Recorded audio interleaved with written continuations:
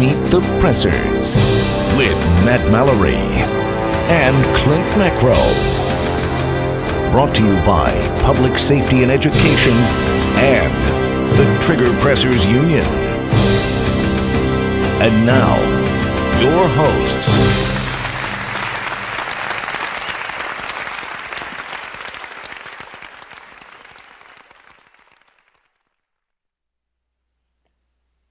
All right, welcome everybody. This is Clint Macro. And Matt Mallory. And our special guest, Rob Pincus. But we're going to give him an actual introduction here in a moment. Yes, we are. We're going to be going over your report from the NRA annual meeting, and our special guest is going to talk about some things that occurred there as well. And we have our everyday carry, we'll call it a fashion show. How about that? We're going to show off some of the things. We had a lot of people send emails in after the last episode asking, what do we carry? What is our everyday carry? What does that consist of? So we're going to go over that. At least Matt and I, and perhaps our guest will join us as well. Hopefully. And we'll go over some upcoming course dates, some different events that are coming up. But with that said, I think it's time that you give the actual introduction to our special guest. Most definitely. So Rob is an educator and developer of the live fire program for the USCCA, United States Concealed Carry Association. It's based off of the intuitive defensive shooting program that he created 15 years ago. He's also the founder of I.C.E. training company, executive director of PDN, Personal Defense Network, executive vice president of the Second Amendment organization, and trustee of Walk the Talk America. And did I miss anything, Rob? Because I know there's a lot more. There's a lot going on there. Yeah. So that's sort of the highlights. I guess that's the big thing. You know, obviously you guys are both involved in that USCCA defensive shooting fundamentals program. Definitely. Really proud to be working with the whole team over there. We started that program just about 2 years ago. We just all got together. We were all down in Atlanta, I think it was, and had a sit down conversation with Tim and the rest of the team. Steve, obviously, there in the training division, and you know, if they wanted to take that step and make that leap into live fire, you know, go beyond what the CCHDF program is and really give people a curriculum that was specific to concealed carry skill development. You know, obviously that we've all known each other for a long time, and I've worked on other projects with USCCA over the years, going over a decade now. And you know, we have that intuitive defensive shooting program, of course, formerly known as CFS, and it just made more sense for us to work together on a repackaging and a revision and update, if you will, of that material that was set up for a level 1, level 2 approach. It made way more sense for me to work with the team there on that than to, you know, either just work separately, you know, sort of in competition, or for them to try to reinvent the wheel, because so many of the guys on their team, including Clint, and I think you've become familiar with the material now as well. And, you know, lots of people inside of that world are familiar with the CFS approach and that counter ambush methodology that we use, and appreciate it. So it made a lot of sense. So we're now going into our second year of instructor development. Of course, both books are published now, and we're really just continuing to grow that team and having a great time doing it. Speaking of both books, I made sure I had some good books ready here. Level 1, level 2. Very nice. So yeah. So that was like little Vanna White, like precursor to the fashion show. Well, I didn't see fashion show, by the way. I would have dressed up. That's all right. We'll be dressing down in a little bit. Dun, dun, dun. Yeah. You should have seen what we originally were going to call it. Yeah. Yeah. We want to be somewhat politically correct, but still.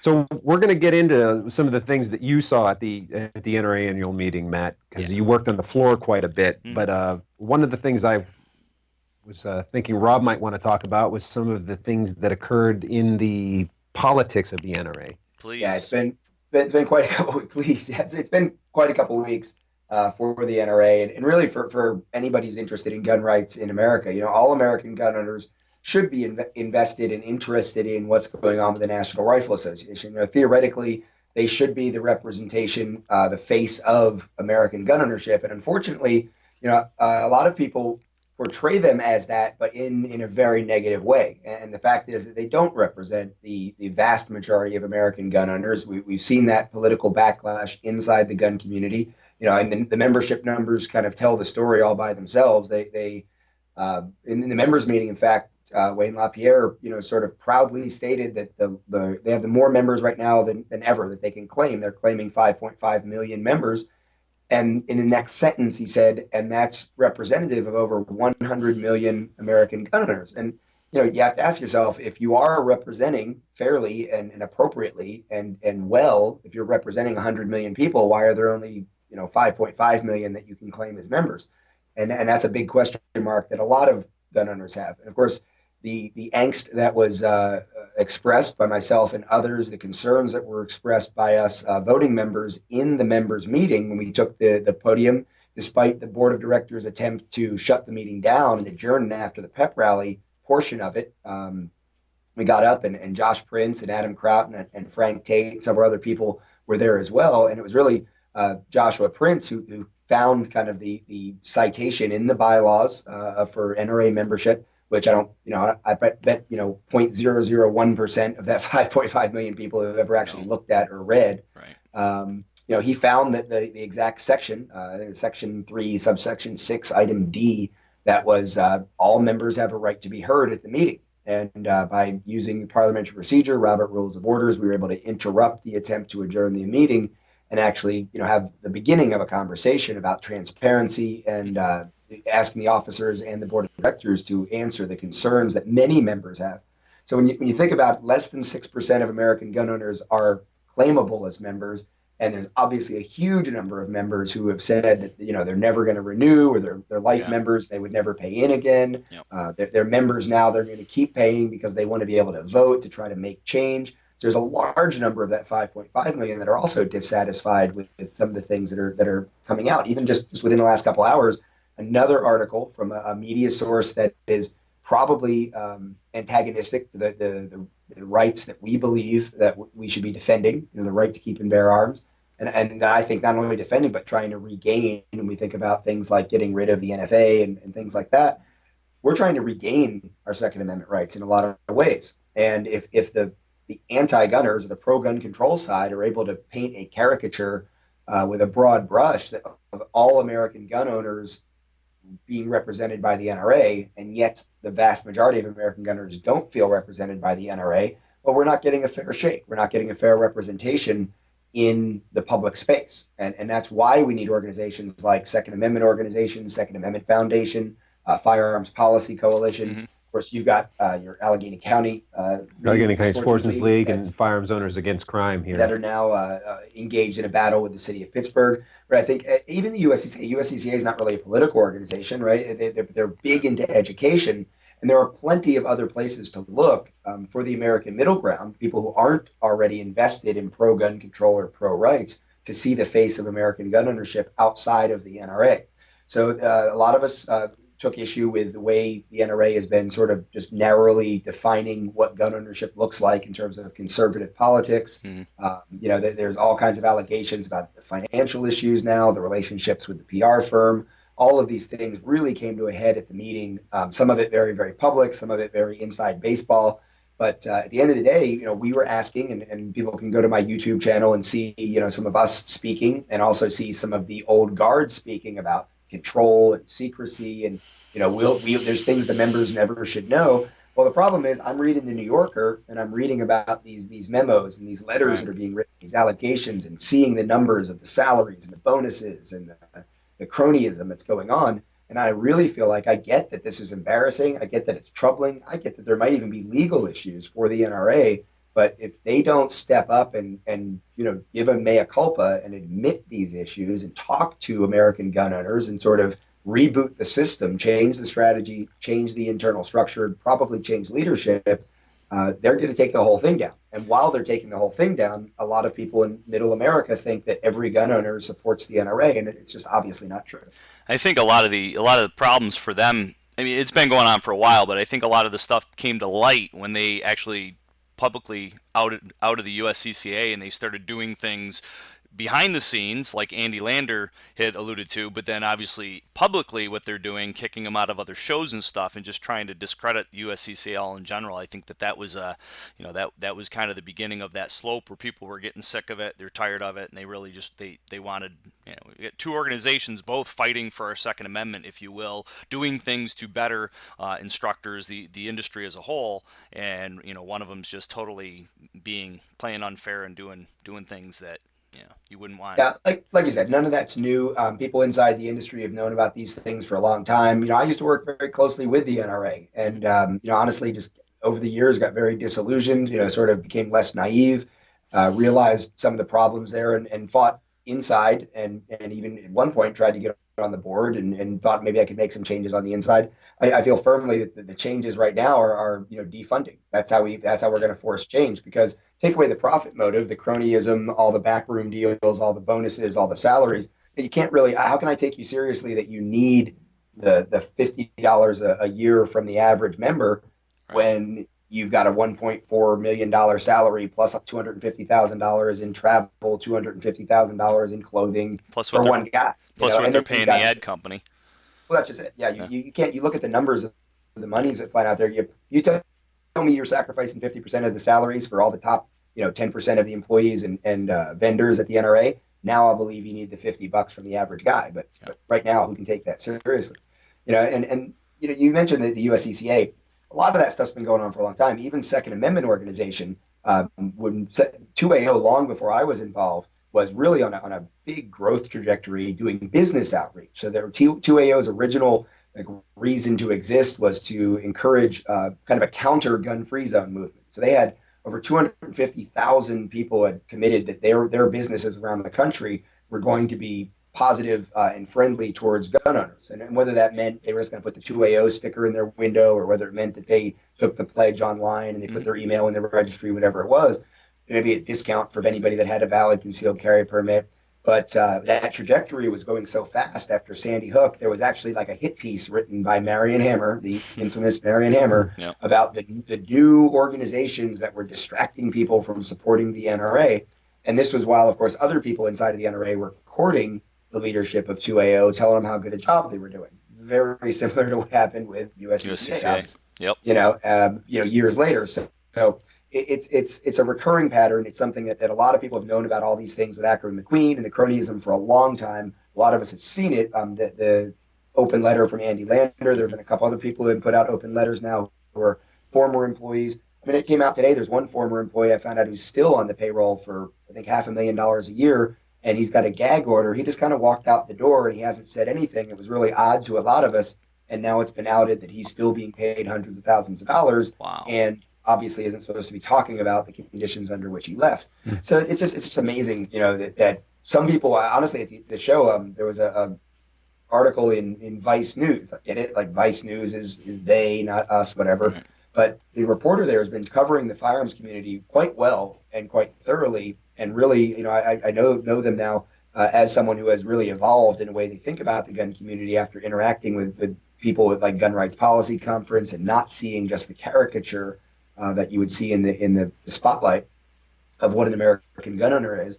And the story was all about walking the show floor and asking about the problems with the NRA leadership or concerns about financial issues, and just 90% of the people on the show floor not caring at all, not having anything to say about it, or saying, "Oh, I heard something about that, but that's just hashtag fake news." And it's like, well, that's your self-fulfilling prophecy. If you're listening to Dana Loesch tell you can't trust the news for 3 or 4 years, and then you see something on the news that goes against the NRA, but you've been brainwashed into thinking you can't trust it unless it comes off NRA TV, of course, now you don't trust what you've seen. That's pretty convenient. Definitely. One thing that shed some light on, to me, behind the scene mindset, when the NRA switched over to the online learning versus the blended learning. So when they were doing that whole transition, I had a meeting with somebody who's now retired from the NRA and Laser Ammo, and they were trying to put. I basically facilitated the deal between the two of them, and one of the things that came right out was, because I was concerned. I'm like, I'm a little concerned about somebody taking an online course and then coming to me for 5 hours in the range, and he was like, "Oh, well, we plan on losing 30,000 instructors, and we're fine with that." Yep. I was I believe it. I was flabbergasted. And at that point, I knew there was nothing I could say, no concern that I could make that would make them think that maybe they should rethink it at all. And then because of that disaster, how many people got canned, right, before they went back to the instructor-led part of it. So, yeah, it's sad to see that happen with a company that's, the organization's been around and founded in New York, where I'm at. So, which is Well, interesting. I think there's hope. I think that it's going to be rough. That's what I said. I think that it's not. We can't afford to turn around and walk away from it Right. as gun owners, as gun rights advocates, as I know the three of us are, and many of the people watching this are. We must put this pressure on as American gun owners for the NRA to right the ship. Whether you're a member or not, you can put the pressure on. And if you are a member, if you're a voting member, if you do feel like the thing to do is to keep paying in until you have a vote, you got to keep that pressure on. We can't just turn our backs on it, because the problem is there's enough like momentum there, right? Just from the companies like Midway USA and some of the other companies that dump hundreds of thousands or even millions of dollars a year into the system. They will continue to be the face of American gun rights and American gun owners until someone else takes their place, which I don't really think is going to happen, or until they reboot. And when they reboot, it may very well be the best face we could possibly have again, but it's not today. Yeah, I hope they bounce back from it, and I just hope they bounce back stronger and smarter than it's been in the past years.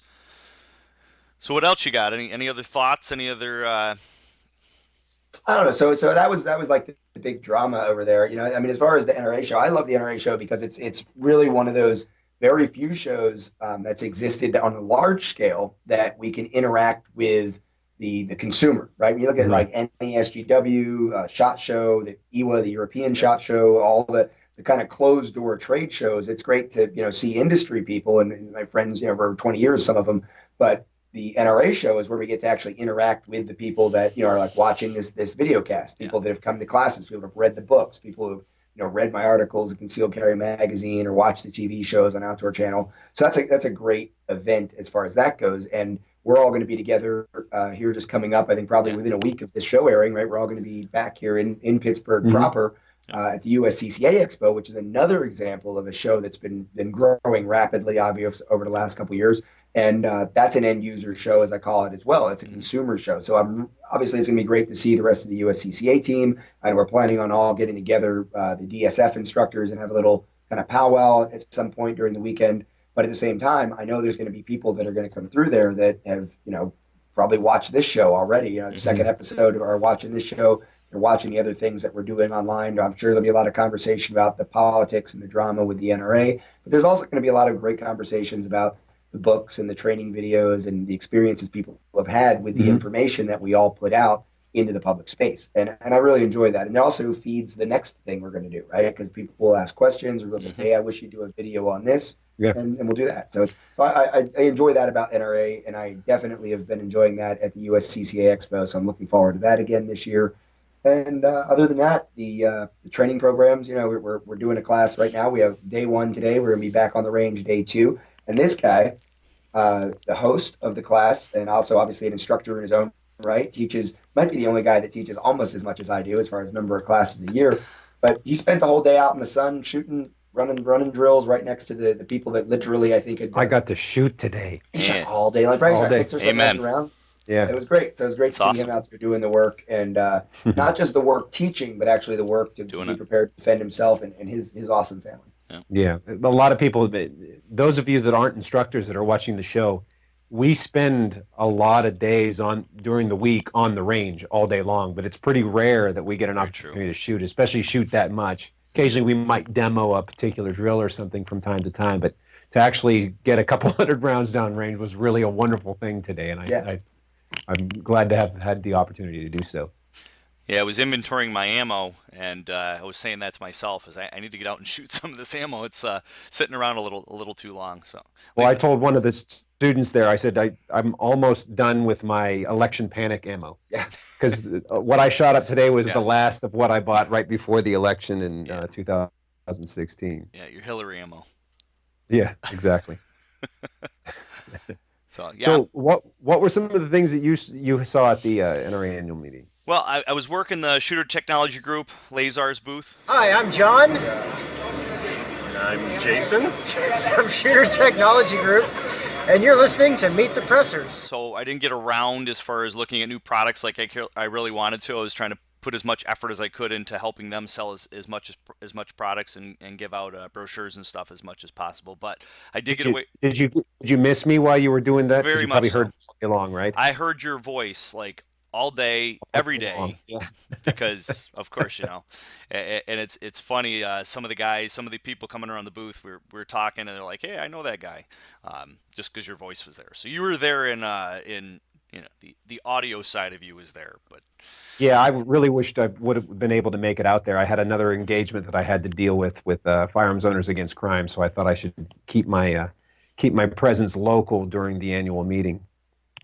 very true. So I went to the trainer update, and in the trainer update, the one thing they promoted or talked about is the new CCW course. And there was a lot of questions, a lot of people asking, like, how's this going to affect? Do you have to go, and what's the requirement to go to become an instructor for CCW, et cetera? And they answered most of that. And it seems like it's a good program. And now that it's active, it's running. They just went live with it. I think they said there's 150 training counselors across the country that can teach it. Just to me, it sounded like they were a whole nother set of tracks. They started kind of like a whole nother company. I mean, do you get that? Do you feel that way with it? To be quite honest, I don't really know a whole lot about the program. Okay. I think maybe because I'm in Pennsylvania where there is no requirement for training, they've kind of kept me out of the beta testing and all that. But I do remember in 2017 when I was involved with the update of the basic pistol program, basic pistol shooting, they had talked about doing something to kind of answer that need in those states that require training. Whereas, of course, the NRA basic pistol shooting course was never designed to be a concealed carry class. That's Right. not what it was designed to be. It's not what it's meant to be. It's Right. a familiarization class, to own and use a pistol safely. That's our course goal when Definitely. we teach that. And because of mandatory training, people, these states would pick up the NRA basic pistol course because it was the only organized class that was available, to teach civilians. So Right. I think that was their answer to meet that need, but have it actually be a concealed carry class. Whereas with the personal protection series, which is, some good stuff, Mm-hmm. the average Joe to go through basic pistol, then inside the home, then outside the home, you're looking defensive. at minimum 4 days. Yep. And as we all know, people have lives, and it's very difficult to expect people to be able to do that, especially if it's a requirement to get a magic plastic card that they can put their shirt over their gun. Mm-hmm. So I think their intention behind that program was pretty cool, and I think it's something that the world might need. But I really can't comment too much on the curriculum. I really don't know much about it. And then now the DSF program with the USCCA, that's the one I've been putting on more often. I really, really enjoy the methodology. I have to be honest, I really don't like the shooter ready, stand by, here's your qual, you have to shoot this many rounds at this target, then that target in this amount of time, because it really takes out the personal competency portion of that. And then a lot of times people will really work real hard to get that qual in that amount of time, and they game it. They do. They oftentimes they game it, or you'll have someone who is taking steps to empower themselves and become their own family first responder. They don't quite make it through the qual in the time that they get, that they're required to get, and they go, "Oh, I suck. I shouldn't do this," and then they don't become that family first responder. Yeah. Fast is a great thing. We need to be as fast as we possibly can while still getting our defensively accurate hits. But not everyone is going to be as fast as you or me or somebody else. Yeah. They need to be as fast as they can be. Yeah. I always use the mentality. I always tell people that, don't never have the Chris Kyle moment or the Wild Bill Hickok moment. You could be the baddest person out there, the fastest person, but you could have a bad day, and somebody might have a good day. So you still, you got to be as best as you can be, but you still want to be nice to everybody until it's no longer time to be nice. Kind of like, well, hey, again, we always go back to the one surefire, 100% guaranteed piece of information I can give you is you will win the confrontation that you avoid. Amen. Amen to that. Very true. Very true. Don't be in a fight if you don't have to be. So any equipment or gear or guns or anything you saw at an annual meeting that would be worth talking about? I mean, the ones that I've been looking at are the small pocket pistols, the Trailblazer, the credit card gun, the cell phone gun. Those ones kind of interest me. That's something that I'm probably going to get my hands on to be able to shoot and play with. The cell phone gun? Yeah, it looks like a cell phone, but it turns into a 380. It transforms, opens up, and turns into a 380 double barrel. little 380 double barrel. So I'm gonna probably get my hands on that just to shoot it, do a review on it, and maybe have my students do some shooting on it. Because in New York, legally, you can't have it unless you're law enforcement or a FFL. So I'll get it just to have it in my try it before you buy it, or just shoot me. One of those two services that I offer to people that want to shoot like my Tommy gun, my AK-47. I see. I was just trying to think what you meant by that last. Yeah. Yeah, that's cool. That's cool. Yeah. That kind of stuff seems, I'd have to actually get my hands on it to really see the value of it. A lot of that seems a little bit novelty to me. Yeah, I totally agree. Is there a time and place for having that, that secret, spy single shot pen gun? It's like on your glasses, you go, pew, pew, and you're shooting rounds out of your glasses or something, right? But as we can see, especially with the advances of different types of holsters and things like that, you can fit a Glock 19 inside the waistband, and you conceal it very well. And it's like, okay, 2 rounds or 15 plus 1. Yeah. Or a Sig Sauer P365 now, right? I mean, that's the stuff that they're getting smaller and smaller and more capacity, and then the ballistics, and whatnot they're coming out with the rounds, the 9 mils and such. It's pretty phenomenal what these, what the ballistics show on these guns, or on this ammunition even. Sure. But yeah, as far as the show, I really didn't get around much to look at the booths, because like I said, I was working the Lazar Shooter Technology Group's booth, which was awesome. It was my first time working with them. Still doing stuff with Laser Ammo, but they needed some help, and Laser Ammo had a full team because another show got canceled. So I stepped in to help out and joined the team there, which was really good. I really liked working with them, and heard your voice the whole time. So you were there. Yeah, they're good people, man. I really like them. I spent a fair bit of time with them at different NRA annual meetings. It's kind of funny how that came about. Their original version, I had met them through Mike Hughes. Okay. Actually, when I first became certified with USCCA, I was in the second class. Michael Martin was my training counselor, and we were in Chicago. And nice.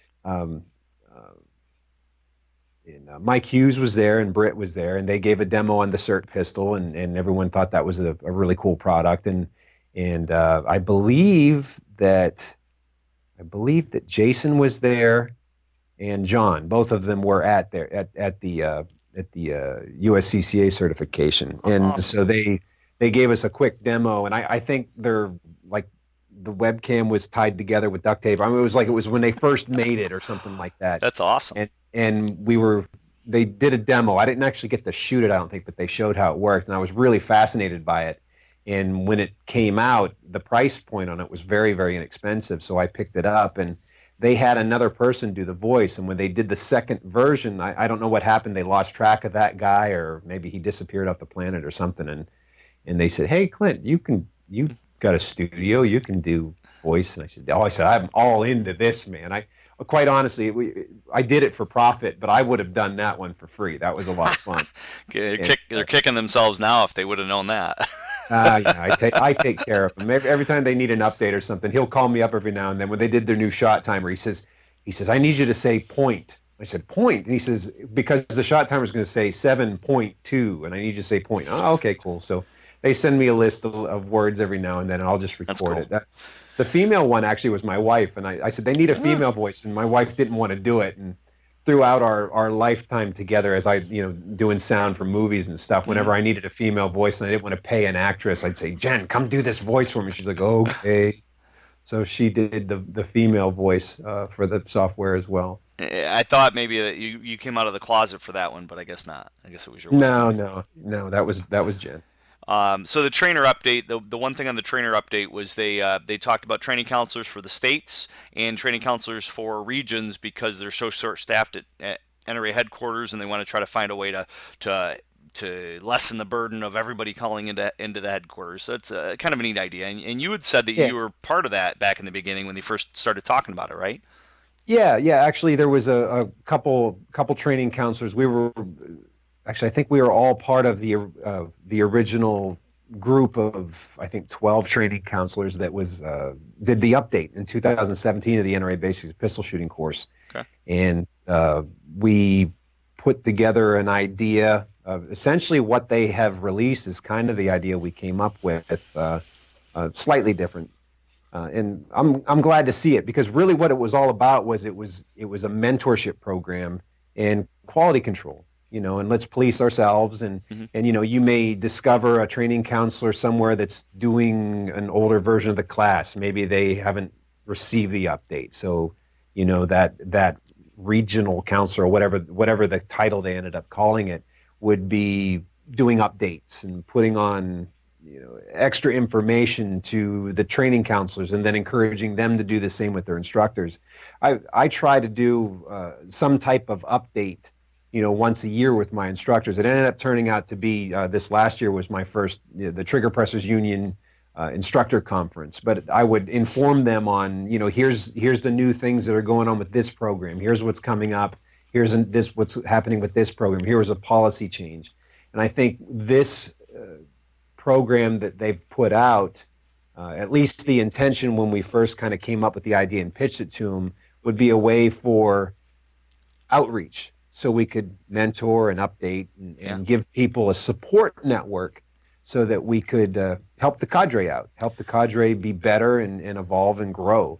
So I'm real pleased that they put that out. So some of the questions that came up were, how are they going to be selected? How are those individuals going to be selected? Can people put their name in the hat, etc.? And they basically said they're going to look at a matrix of how many classes the individuals taught, how many instructors they've certified, how frequent are they, as well as if there's any complaints, because obviously that's a concern, especially with recently losing somebody getting revoked. So it seems like a good idea. It'll be volunteer, as well as it'll be on I think they said a 2-year rotation. So every maybe year or 2 year, they're gonna swap it out with a new individual. Well, we'll see how they roll it out. I'm sure they'll do it the best way that they can. Yep. And then modify it. And they said that. They said it'll be a work in progress. Mm-hmm. There'll be bumps in the road. They're not going to get it right. They admitted that in the class, which was pretty refreshing. And they said that they'll they'll work through it. They'll do do what they have to do to try to make it the best as possible. Cool. Very cool. Yep. So EDC. EDC, yeah. No.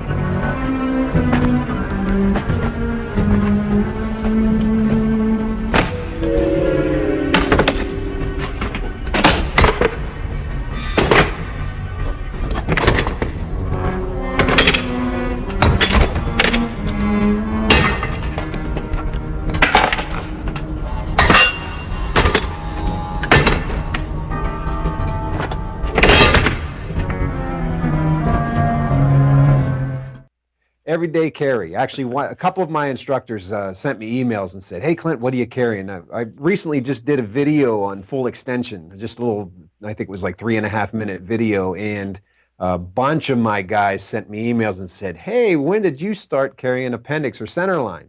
And it's been about 9 months. I decided to make that switch over, and actually, it was a very, very good move, and I'll explain why I think that in just a moment. But this prompted a conversation with you and I said, hey, we ought to kind of just show off what our everyday carry is. This is a lot of stuff that we take for granted. We put a lot of thought and think deeply about this, and there's lots of considerations that go into it when we pick our own gear that we carry. And so I thought it'd be a great idea that we would kind of do a show of showing, I guess a show. We want to show off what our everyday carry is. Definitely. Now, just to be clear here, I'm not saying that what I carry should be what you carry. Exactly. There's a lot of considerations that go into it, but more than anything, just to give people maybe ideas. Maybe you'll see what I carry, what Matt carries, and if Rob comes back in, if he'd like to show off a little bit, and maybe that would give people some ideas on what they might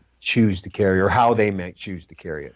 Yeah. So, what are your thoughts on that? Anybody out there that's taking classes from me always hears me say, 2 is 1, 1 is none. Better to have it, not need it, than need it, not have it. Those are 2 things that I say, I spew out, and I live by it. I really try to have at least 2 of everything on me, so that way, if something breaks, if I lose one, etc., if one malfunctions, something to that extent, I've got a backup. Is it possible to do that all the time? No.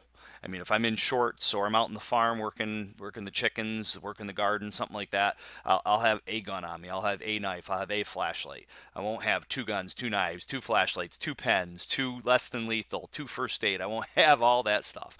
But I'll have what what I can have on me at the time. But definitely, I mean, tourniquets. That's huge. I always people. You know how many people? I don't know if you quiz your class, but I'll always ask them. Who's got a tourniquet? And just the DSF I did this past Sunday. I got a belt. Yeah. And Yeah. and I always revert back to that. Okay, if I'm going to do open heart surgery, do you want me to use a belt? I mean, do you want me to use a belt to open heart surgery? You want me to use this, or do you want me to use a scalpel? Right? I mean, Right. is this effective? Yeah. Is it efficient? Is it going to do the job like a scalpel would do? No. This is a knife. A scalpel is a scalpel. So that thought process of using a tourniquet as a tourniquet versus a belt as a belt, it makes people realize. One really cool thing was I asked how many people had tourniquets, and there was probably 3 out of the 8 people in the class that said they had, maybe 4 said they had tourniquets on, and I asked them when they started carrying a tourniquet, and they all said you told me to have one, you told me to have one, and I was like, that's neat. That's neat. When So yeah, you yeah, right there. yeah, because I was expecting them to say, oh, something happened, I watched this video, that and that, but they all said, they pointed at me and they said, because of what you said is why I have a tourniquet.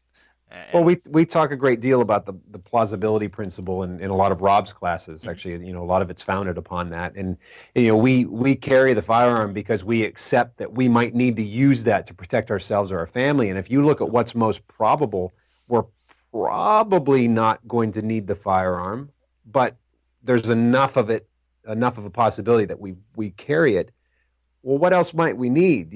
How often do you know of people that slipped and fell? I mean, I can think of many times in my life where I had bleeding, mm-hmm. And I needed to take care of a bleedy problem. So having that, bleedy problem. Yeah, that's a technical phrase. So, having that bleedy problem, having like an Israeli bandage or something like that would have been very, very useful to have. People slip and fall or cut themselves when you're working with machinery, things like that. Chainsaw. Chainsaw. Yeah, absolutely. So, having that on you is certainly beneficial if ever we are in a dynamic critical incident and need to patch up ourselves or our family. But I can think of a whole lot of other things where that still might be useful and good to have. Mm-hmm. Actually, when I started carrying one was when I was working, actually becoming a DFC, or defensive firearms coach with I.C.E. training, and Jamie Onion was my trainer, Okay. I guess for lack of a better term, and Jamie carried one. I said, wow, that's pretty cool, and the same one that I'm carrying now, and I'll show here in a moment. And he says, well, I said, of your everyday carry stuff, what have you used? And I said, well, forget the flashlight and the knife, because we know we use that constantly. Right. And he says, well, as a civilian, Jamie's a police officer, a full-time police officer. He says, as a civilian, as Joe Citizen, he said, I've never had to use my firearm. He says, but he pulled his leg cuff, his first aid kit off, and he says, I've used this about 4 times. And he explained to me, woman falls, hit her head off the concrete, kid on a bicycle slams into the side of a car, things like that. And, what better way to serve the citizenry than to have that kit on you and those tools available. Mm-hmm. And I find a lot of times people are hesitant to carry those things because they're intimidated by the medical gear. And I can't speak highly enough of something as simple as like a Stop the Bleed class. PDN has Caleb Causey's class, that you can do online.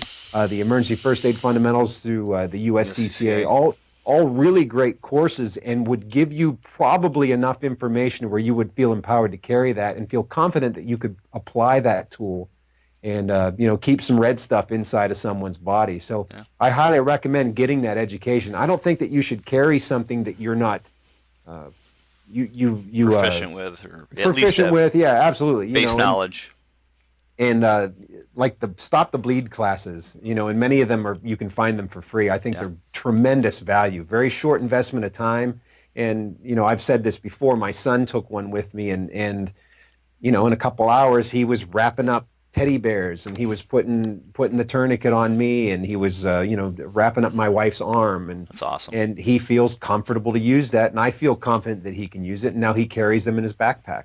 Yeah. And might save a life someday. Yeah. And so definitely get the schooling behind whatever you carry. But I think, we've segued into this, that part of your everyday carry should be some type of medical gear. Even if it's just an Israeli bandage, or the full kit, that would be awesome. We all have to live within the confines of our own lifestyle. And, I'm wearing cargo pants 99% of the time, and I wear a button-up shirt or a long, like a t-shirt, and that works for me. I'm not wearing a suit unless I go to the Masons Lodge, and I'm not wearing heels and a tiny skirt either, thank God. I'm sure that would draw a lot of attention, perhaps. That would lose my gray man status. But yeah, and we will only sink to the lowest level of training we have. So if we have no training in something, I've coined it as the fetal position, condition black, whatever you want to call it. A position we felt comfortable in as a kid, as a baby, I should say, is in a womb with your thumb in your mouth, curled up in a ball. So if you have no training, and you'll see that when somebody when they totally lose all mental capacity because that situation is so horrific that they just can't mentally handle what's happening, they'll literally roll up in a ball and maybe not stick their thumb in their mouth, but definitely curl up in a ball. And that's what we need to do. We need to get enough of that content in our motor cortex into our muscle memory, so that way we revert back to that training versus reverting back to nothing. Your body can't go where your mind's never been. Sure. And we could dedicate a whole episode to that. Maybe we should do that for one of these upcoming episodes. But let's get into our everyday carry. So who wants to go first? Do rock, paper, scissors? You go. Okay, I'll go. Well, we need strip club music or something. So first and foremost, that's your job. We're talking about our carry gun. So as this camera's run remotely, I'm going to go ahead and just take my holster off here.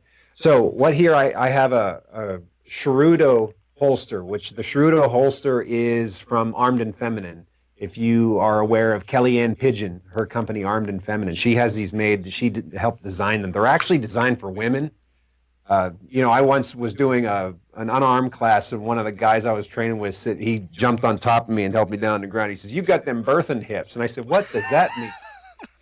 This holster fits really well on me, and it's very, very comfortable. Cherudo, you can get it from Armed and Feminine. And my carry gun is a Glock 19 Gen 3, and I have the Dave Spalding cap sights on it. That's one thing. I worked with Dave a couple years ago, and he introduced me to those sights, and they have the square front sight on it, and it's you can't miss it. If you're picking up front sight, it's right there. So I really like those. They work very well for me. Bravo concealment belt. I was actually introduced to it by a colleague of mine, Aaron Marco, down in West Virginia. He had one, and it's got a really nice low profile buckle. You did get one. Yeah, I did end up getting one. Yeah, nice. It's a very stout belt, and it's in the $50 range, which was pretty affordable. I've tried a bunch of other belts before, and I was carrying an Amish-made, just regular leather belt that I got made at a tack shop up in a town not far from here where there's a lot of Amish people, and that belt worked real well. But when I decided to start carrying an appendix because of where the buckle was and the way the leather kind of stacked on top of itself, it was kind of printing. I could see a lot of stuff going on there. So this belt was a lot more low profile. I like it. I've been carrying this belt now for about a month, and I like it. I'm very pleased with it. As far as my mag pouches, I'll go ahead and take these off. I carry 2 mags with me. You see that? Mm-hmm. 1, 2. Pretty. Now these are Alta clip. Well, they're Snake Eater tactical mag pouches. And then I cut the loops off. They have a Velcro loop on them when you buy them. I cut those off, and then I put those Ulti clips on them. Very nice.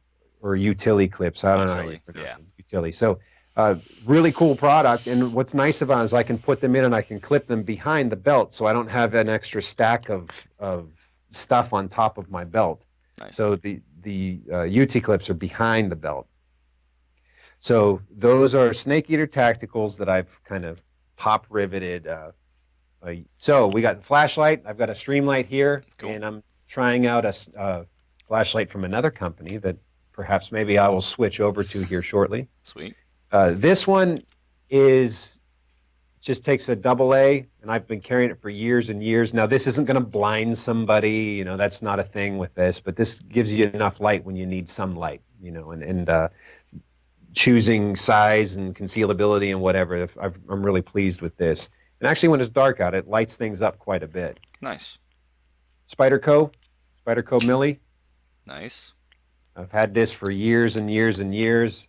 Really nice knife. I really like it. Keeps a good edge, and been able to deploy it rather quickly. I took a knife class with Alessandro Pedabatti in last year. He's I.C.E.'s, they call him the pokey guy. He does a lot of the. He does more than that. He's full range instructor, Right. but he's an excellent knife guy. And so he came out here to New Kensington last year and put a class on. So after taking that class, I decided that I would also carry one in the other pocket. Oh, you got two? Yeah. So this is a Benchmade. My best friend gave me this when he got married, and I was in his wedding. So he had my name engraved in it, and then one year at the annual meeting, I put my son's name on it. Nice. So this is our knife, and one day I'll give it to him. So then, as far as the first aid kit, we got the Safer, Faster Defense. The I guess it's actually the Frog Pro. This is the version 1 cuff. He's made some design changes to it that I'm actually going to probably pick one up soon. But the new version has like silicone impregnated in the inside, so stuff doesn't slide out. I've got rubber bands on it. If I'm running around or doing a lot of up and down movement and stuff, sometimes they pop out. You got to push it back in. Actually, Rob's got the new version here, and he just laid it over. So the new version is a lot thinner and a lot lighter, and it has this material inside. You can't see that, but it's like rubber inside to keep stuff in place. So the version 2's a little better than the version 1. Nice. But I've been carrying this now for three years. And here's a kudos to you. I would always have them in my pocket. So I'd have my tourniquet in I wear proper pants, which I'll talk about in a minute. I'd wear it in my top pocket, and then I'd have my quick clot in my right pocket. Didn't really carry any gloves or anything. I was just quick clot and the tourniquet. But when you started having the ankle wrap there, I was like, that looks interesting, because I can, no matter what I'm wearing, what kind of pants I'm wearing, I could still have that. Shorts, I could have that on. So I've actually switched over to that too because of you. So you've given me that. Yeah, I found I used to get the Benchmade cutters, the seatbelt cutters, but TSA stole a bunch of them off me because they looked like hooks or something. Yep. So I found this one. This is from Columbia River, and it's very small. It's not the easiest to deploy, but this pants ripper, or whatever you want to call it, I like that. $8, and I got it from LA Police Gear, and it's made by Columbia River, and I just stick it in there. It fits real well, and I've got a soft T wide tourniquet. I've got an Israeli bandage, some quick clot gauze, 2 chest seals, and also I carry a SWAT tourniquet, the rubber bandy thing. Mm-hmm. And more than anything, it's my son he has small arms, so because the soft T may not get as tight, I've done a lot of research on it. The SWAT tourniquet, the rubber band one, and actually Michael Martin talks about that in the the emergency first aid fundamentals class. It might work a little better on a child, so that's why I decided to carry that. And it's just a big rubber band, so you can use it to splint things, and you can do a lot of other things with it. So I figured as a secondary tourniquet that I thought it was a good thing to put in my kit. Nice. So that's the first aid kit. So let's see, a couple other quick things here. Because I am a shameless self-promoter, I've got my Tactical Tailor business card holder. So I've got my business cards, and I also carry a Fisher Space Pen. Fisher Space, so I can write upside down in zero gravity. I can write under the water. I saw a documentary where there was a guy talking about the space program, and he says the Americans spent $1 million developing a pen that could write in zero gravity, and the Russians took a pencil. So whatever. Yeah.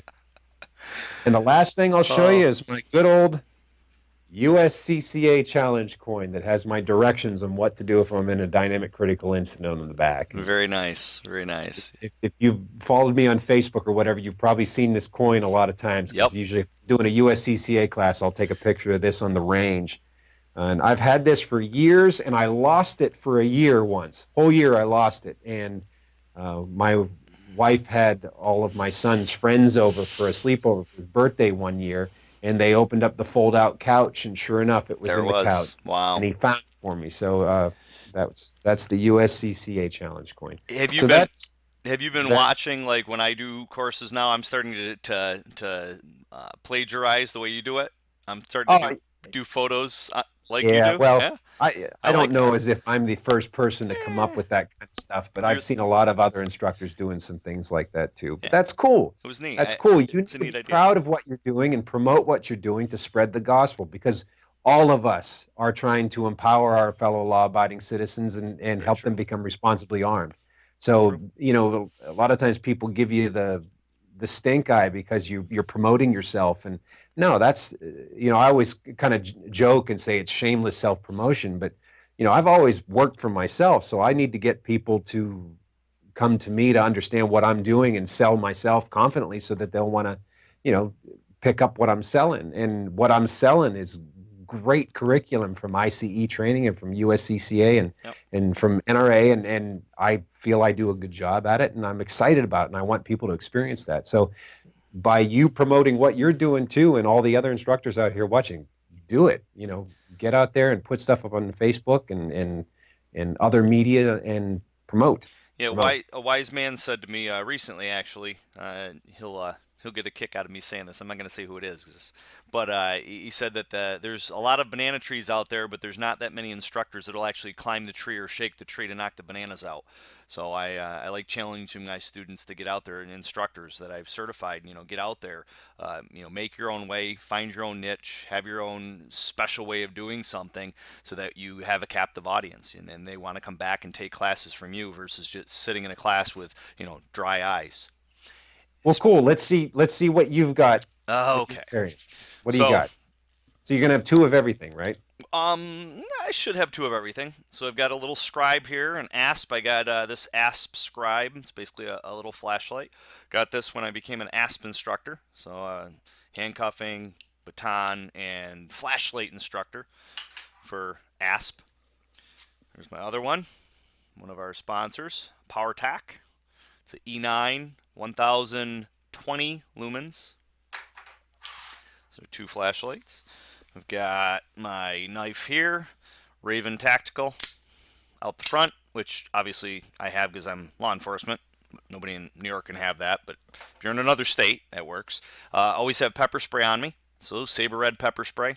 Instructor for that, as well as teaching this at the expo coming up next weekend. So make sure you sign up for that. I'm a Saber instructor too, and when I can't have my firearm because of, you know, maybe I'm in a state or whatever, Saber pepper spray is my secondary carry. You got your OC. So I always have, we showed there the two flashlights, the knife. The other knife's actually, I left it on the in my nightstand upstairs. But the pepper spray, less than lethal, or less lethal. There's my other one, Asp baton. So I always have that on me typically.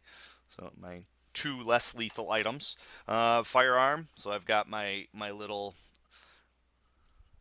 Remington RM380 little pocket pistol, double action only, and I'll do what you do. My proper pants with my Walther PPS M2 and a PS&Ed Kydex holster. Dun, dun. I also carry appendix, as you can see, and when you and I were talking about it before, it's probably been a couple years, I think, that I've been carrying appendix, and I had to lose 35 pounds before I could carry appendix, but prior to that I would carry strong side, and that was a Glock 30S is what I had. But when I switched to appendix, I went to a Glock 43 with a Crimson Trace, and then when Walther sponsored me, I ended up switching over to the PPS and really like it. Other mag, usually keep that right here in this pocket, which is where I used to have my tourniquet, but then got rid of the tourniquet and went with the this good old thing. So I move my tourniquet here, and that's where I carry my ammunition there now, my extra mag. But I've got a quick clot, got marker. I'm going to downsize this because this is pretty big. These are pretty big, these scissors. But I did get them in black so they weren't so shiny. Well, that's tactical too. Of course. So I have the quick clot. I've got a cat tourniquet inside here. So, but I do like the idea of the rubber band, smaller tourniquet. I think I'm going to probably do that. I've got gloves in here, rubber gloves inside this little spot there. And I tell you, it's been really cool. I really like this. There's been a couple times that I forgot it, and that's another reason why, like I tell people, I'm not a big fan of off-body carry. You know, so but that being said, having that on my ankle, I'm getting used to it and getting into my everyday routine. It takes a little bit to remember to do it, but I put it on top of my pants. So when I move it off my pants, I put my pants on, and then it's fresh in my memory, and then I put it on. I ran into a little bit of an issue with boots, like if I wear combat boots, especially for work, then I get a finagle a little bit, but I've been able to get it to, and it doesn't work as good with my my shit kickers that I wear on the farm here. Pens, 2 pens. This is a Laser Shooter Technology Group, and then also my tactical pen, which is good for, but also as a pen.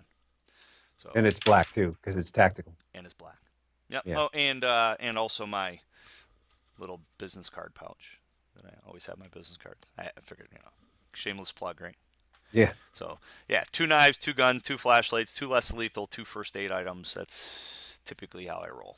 Yeah, and it's you have to be disciplined to carry all that crap, and it's an extra 16 pounds of stuff for me. Yeah. But it's, if I leave the house, like, where's my gun? I need to put my med kit on. Okay, I need to put this on. You have to be disciplined.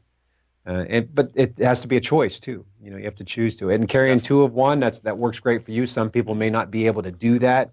Maybe they don't have those resources available to them, and maybe their lifestyle doesn't allow them to have that. But we need to take what we can. So having some type of tool of self-defense, that's a good idea, and having some type of medical equipment available, whatever that might be, even if it's just an Israeli bandage or some type of compression bandage, that's going to maybe save your life or save someone else's life. Most definitely. I consistency is big, so I'll wear the same pants. Well, not the same pants, but I'll wear the same type of pants, proper pants and proper belt, and keep everything in the same spot, because I don't want to have to be searching for it. I don't want to be, where'd I put that gun? Where'd I put that knife, etc. If I know right where it's at, I can pull it out without having to think about it. Go right into that mindset of, you go to the grocery store, you go to church, you go to work, you get done, you head home, you pull in your driveway, and you're like, I don't even remember driving home. It just becomes second nature to you that you don't even think about it. And that's kind of why I have everything where I have it, and consistently where I have it, so that way I'm not always searching for something. I know right where it's at. So in a dynamic critical incident, when the crap hits the fan, audio exclusion, time dilation, loss of dexterity, tunnel vision, adrenaline dump, you revert to your knowledge. And so the thing is, I don't know what you showed off exactly. I heard half the conversation, but I know that you actually carry all this stuff all the time. Yes. Right. And he got mad today because I called him scrawny. But relative to the audience it was in, I think it made the point. What we didn't know was that he was a little bit scrawny. I call myself scrawny all the time. I'm scrawnier than he is. But like about a third of your body weight is now sitting here on the table.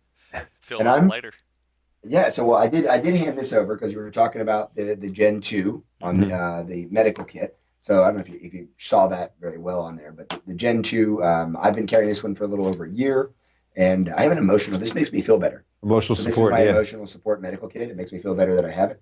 I don't know if you saw this was in there, but I've been going through TSA with this. I've lost 3 of them. They finally got their act together on these, so they pull it out sometimes because they're afraid these ridges are serrated. And then they realize, it's not. And sometimes I'll have like one of the line guys be like, you can't have this. And I'll say, go talk to a supervisor if you don't mind. And they'll come back and they're like, okay, you can have it. But believe it or not, the windlass on the soft T, a lot of times they think that's a Kubotan. I almost didn't get out of Germany with this.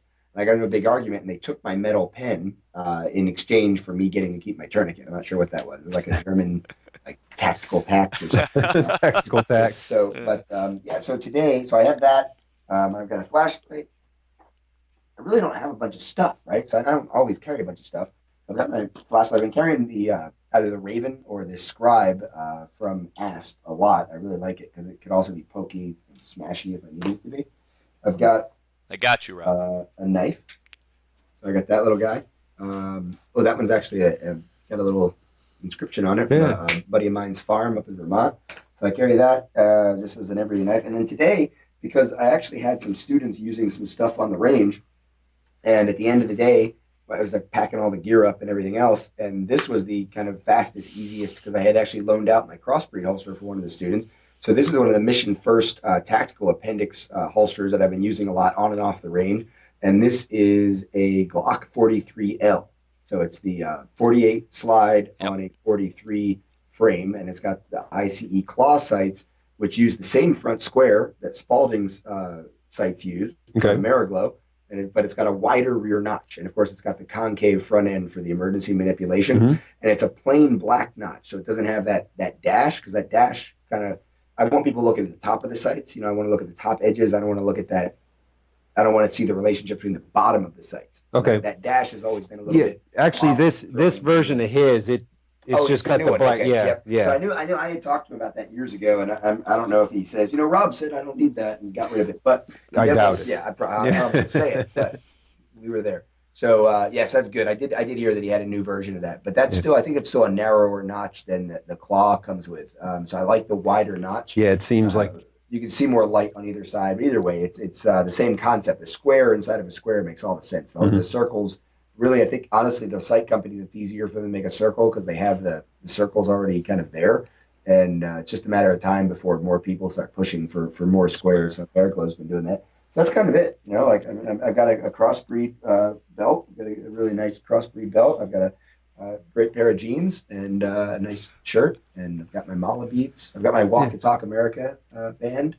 And Nice. Get your free mental health screening for mental health awareness. Obviously, it's all run by gun industry guys. We teamed up with Mental Health America to help people get the information and resources they need. I think it's something we do a horrible job at, being honest about mental health issues inside of the gun community. Obviously, it's gotten real trendy, right? I heard you talking about how you got first kind of turned on the medical kit stuff coming through the DFC program. I remember when we did that fake student got shot video in Colorado, like 2012 or 13. Nobody was carrying tourniquets. Not nobody, but most people, it wasn't trendy and cool inside of the gun industry to be doing that then. We started doing it after we actually had a student not in one of my classes, but inside of our program, we had a student put a round in their leg in one of our advanced pistol handling classes. And luckily, the two instructors there were spot on as far as their medical stuff goes. They were able to get the guy stabilized, got him on a helicopter, flew him to the hospital, and I actually was flying in to take over a class the next day. So I went straight to the airport to the hospital. And from that point on, we really got super, more aggressive on our instructors saying, we recommend you have this. Within a year or two, it was, you must have this if you're teaching one of our programs. So the medical kit stuff is super crazy important. Well, you mentioned Crossbreed and Crossbreed holsters. Yep. Crossbreed is one of the sponsors of the PDN tour. They're a tour sponsor for sure. And I've been using their holsters for a long time, but the belts, I actually did a post this morning with the holster that I ended up loaning off to the student this afternoon in that picture. But this is, they make just an amazing belt. And I've never been one to be like a big deal on, you got to have a gun belt if you're going to carry a gun. But these belts are great. This one I've worn for probably 3 or 4 years now. They have a couple different kinds of buckles that are nice. They've got the traditional buckle, and then they got the slidey, frictiony buckle, which is cool too. And then I've got a black one that I've worn off and on. I have a black one with blue stitching that I wore for a couple of years. That I really like. So they really do make a great leather belt.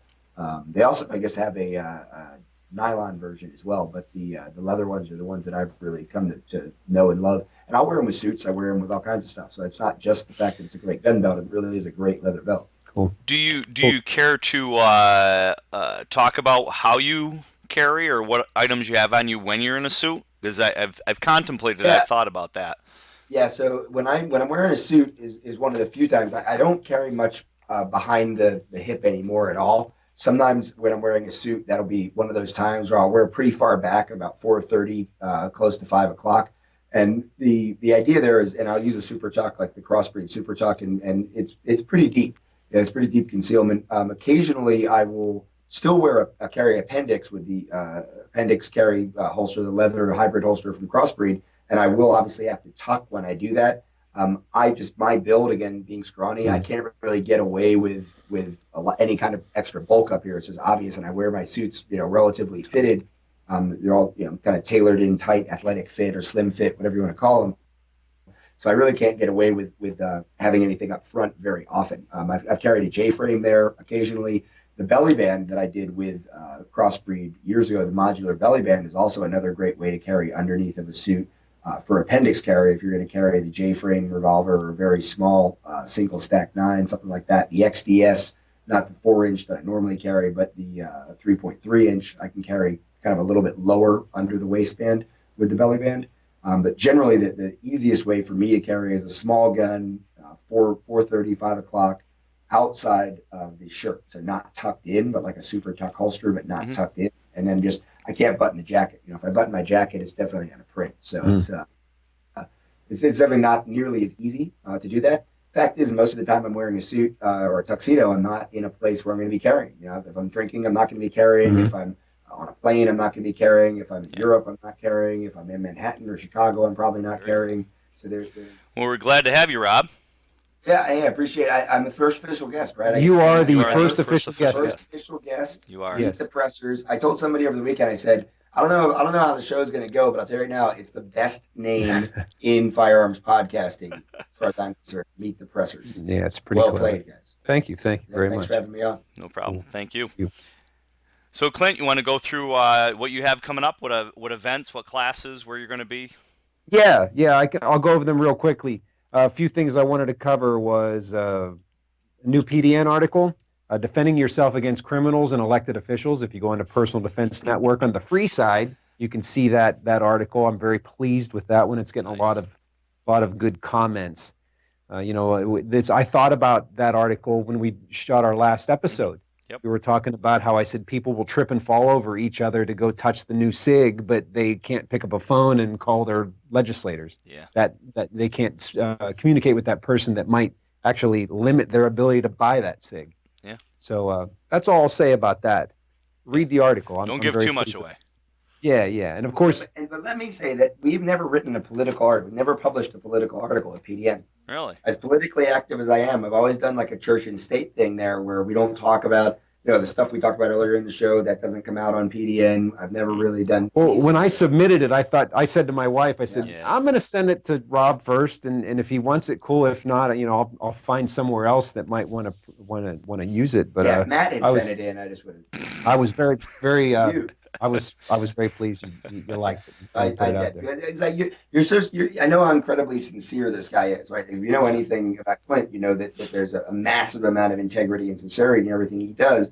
And I know that you've been more involved in the political fight because of the things that are going on in Pennsylvania, specifically right here in your backyard in Pittsburgh, and the role that you have with the Firearms Owners Against Crime. Yeah, Firearms and Against Crime. Allegheny County Sportsman's League. You've taken on a more and more political role here representing Pennsylvania gun owners. And I assume that somewhere in there, that's part of the motivation for writing that article, your experiences in the last year.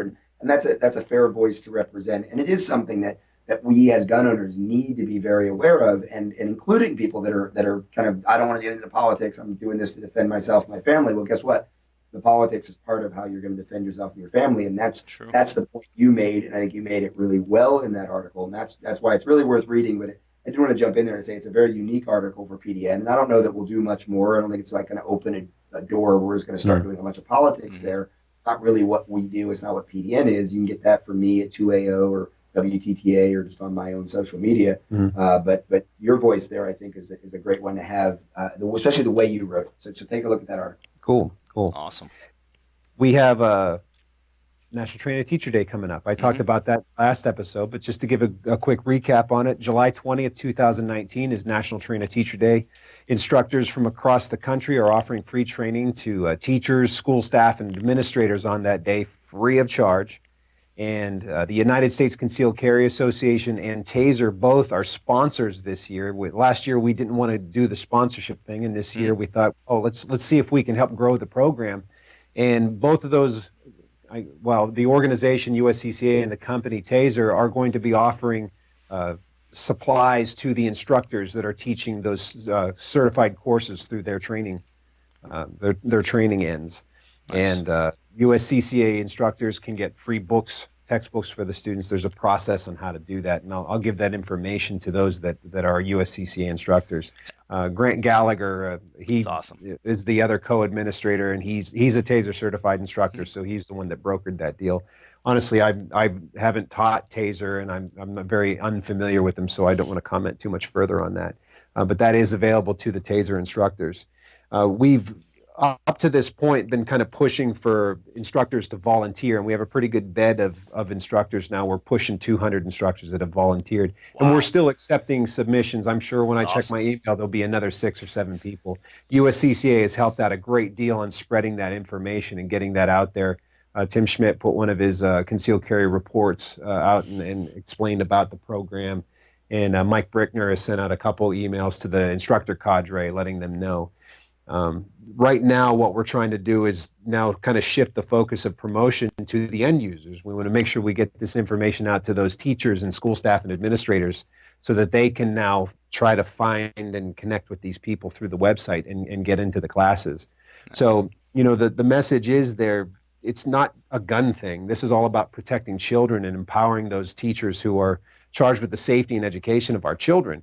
So, it might be a gun class that they'd be looking for, whether that be a concealed carry class or maybe a home defense class. I'm teaching a home defense class as well as the countering the mass shooter threat presentation through the USCCA, because a lot of the home defense tactics, if you will, we could employ in a classroom. We could evade, we could barricade, we could try to communicate and then arm ourselves and perhaps, respond appropriately in that situation. But there are other instructors that are teaching ALICE training. There's other folks that are teaching full-on, active mass murder training inside of a school. There are other folks that are teaching NRA basics of pistol shooting. And I think that has value. A teacher that doesn't know anything about guns taking that class, understanding how firearm works, then being able to maybe recognize, oh, hey, when that bad guy is reloading, that might give them an opportunity to maybe tackle them or maybe step out another door, perhaps. Right. So there's lots and lots of information out there for teachers, school staff, and administrators. Lots of medical training. There's lots of guys putting on Stop the Bleed courses, emergency first aid fundamental classes. So we want to make sure we spread that gospel to the teachers and let them know there's lots of options for them. It's not just the gun thing. Although some teachers might want to get that training. In some places, teachers can arm themselves in their school. I mentioned this before. In Pennsylvania last year, when we did the first National Trainer Teacher Day, there was a superintendent in eastern Pennsylvania that put buckets of rocks in classes. And a lot of people in the gun industry were giving that guy a lot of grief about that. But I thought that was a wonderful idea, because in Pennsylvania, we can't legally arm our teachers. But what he did was he gave them a way they could be proactive to mount a defense. I charge any of us to try to stand there and do anything while teenagers are throwing rocks at us. Yeah. So that empowers them, that gives them something proactive they can do aside from cowering in the corner, waiting for the police to arrive while the clock ticks. And so that's kind of what we're looking at. We're not for an armed teacher program, a national armed teacher program. I don't think that's the right thing. But law-abiding citizens who happen to be teachers should be able to defend themselves and exercise their Second Amendment rights at work, just like they can at the beach or at the the park, whatever. Yes. And in those places where they can't do that legally now, what better advocate for change than an empowered and well-educated teacher? So July 20th, 2019 is National Trainer Teacher Day. You can learn more about that on nationaltrainerteacherday.com. Hey everybody, I'm John Tigon on Meet the Pressers with Matt Clint. The last thing I think that we wanted to talk about was we've got USCC Expo coming up, Yep. USCCA Expo, and we're all going to be presenting there. Yes, and we're going to be not just presenting there, but we're going to be recording the show there at the different booths, looking at different products, doing hopefully some recording in your studio since you're so close to where the expo is going to be. So that's going to be another plus for there. But what courses specifically are you teaching at the expo? I'll be doing a concealed carry lifestyle seminar on Saturday and on Sunday. I believe I'm doing an appearance on concealcarry.com, and I think USCCA has some other things going on. But I'll most likely be at the UTM booth, the Ultimate Training Munitions booth, either there or the live fire range. But I think Tony Lambrea said that he was going to try and snap me up and see if I could work the UTM booth. Very cool. But I will definitely be there. Visit the Trigger Pressers Union booth. We will have a booth there. There we will be selling flamethrower tickets. We're doing a raffle. We're raffling off a flamethrower. And this is something that was actually purchased and donated to Firearms Owners Against Crime from one of my Trigger Pressers Union instructors. He wants to remain anonymous, but he decided, hey, Pittsburgh in their illegal ordinances is outlawing flamethrowers, which is kind of ridiculous. And he says, I'm going to buy one. Why don't you guys raffle it off and make as much money as you can and put it into the legal fund. So we have flamethrower tickets available. We're doing 1,000 of them. They're $10 a piece, and it's going to be on the Pennsylvania Daily Lottery number. And I think it's on the 30th of May that we're going to be raffling that off. It's at the end of May. I can't recall the date off the top of my head.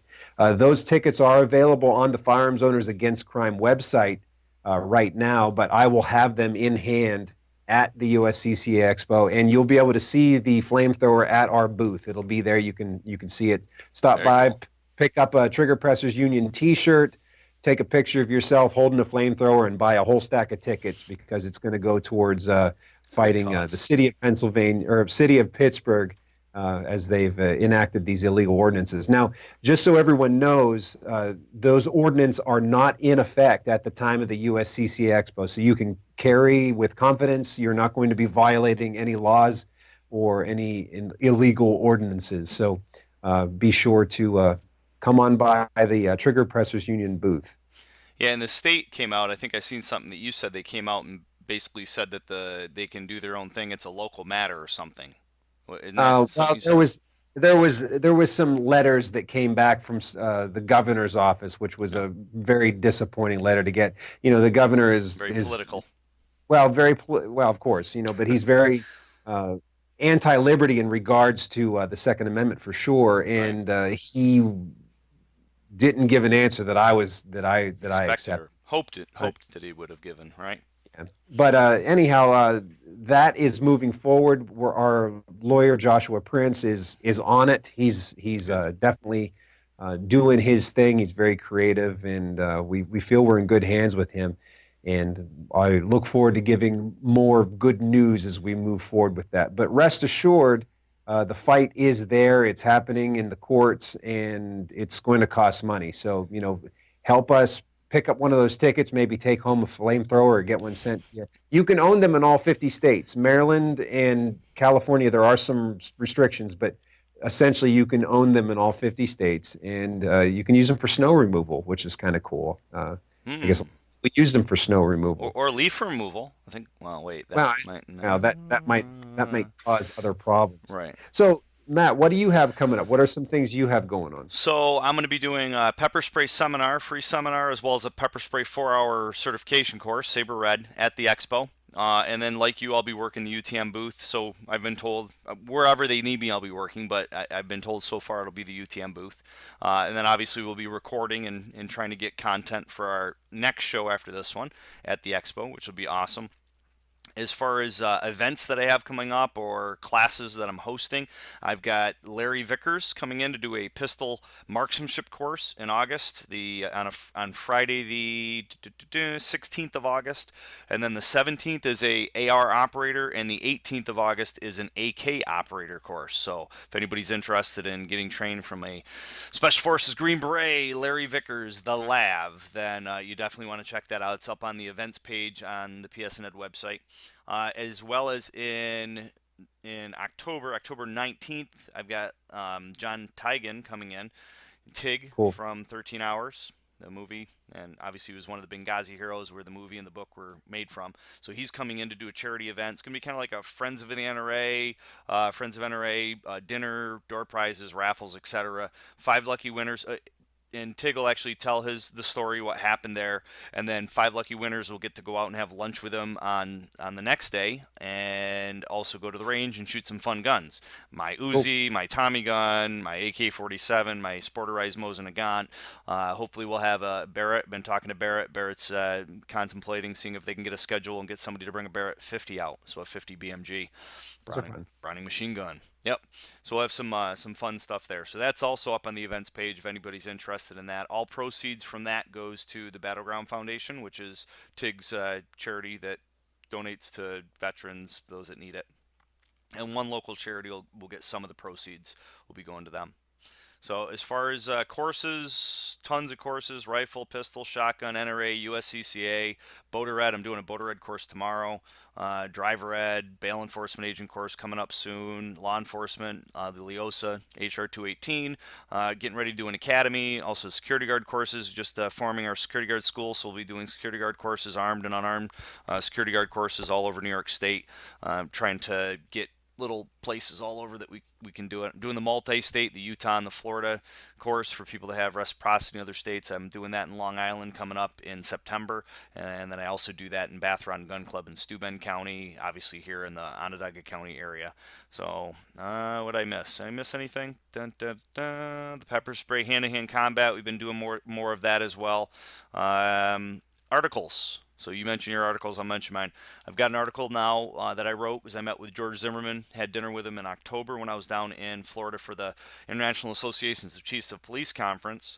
And it's called 7 Years Later, George Zimmerman Talks to Somebody He Trusts. It's all about his life prior, what happened that night, and then what his life's like now, and just kind of gives people an idea of how your life could change. You could do everything for the right reason, do nothing illegal, and still be prosecuted or worse, persecuted by a jury of public opinion. So you want to, like you allude to, I say it a little different, but it's the same thing.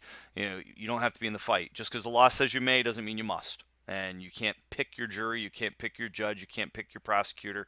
And if you don't have money, you really can't pick your defense attorney either, typically. So, yeah. And then another article I'm working on, because I get a lot of requests or a lot of questions as far as medical marijuana cards from people who already have a license, a pistol license in New York State, or people who are looking to get a pistol license. And they basically say, can I have a gun? Can I buy a gun? And being an FFL, knowing that the 4473 specifically says you cannot, it's still legal federally, I thought it'd be a good idea to put an article together. So it's basically a smoking gun as a medical marijuana card, a recipe for infringement. And that's basically the gist of it. But I go through a bunch of different types of marijuana, like people that smoke it. Well, I got medical marijuana, and same mindset as driving. And with alcohol, you're not going to drive and have alcohol in your system, even if the law allows you to, like you can in New York. But you're not going to, if you have a medical marijuana card, and it's legal in your state, federally it's still illegal. In good conscience, fill out a 4473 and tell the truth, and still pass a NICS background check, federal background check. So, but I get into that in the article, and I'm working on basically interviewing, going through some different companies to find out who's going to pick it up and go from there. So hopefully I'll have a couple good national articles rolling out this year. So with that said, this is Clint Macro from Trigger Pressers Union. And Matt Mallory from PS&Ed. And we bid you good night. Adieu.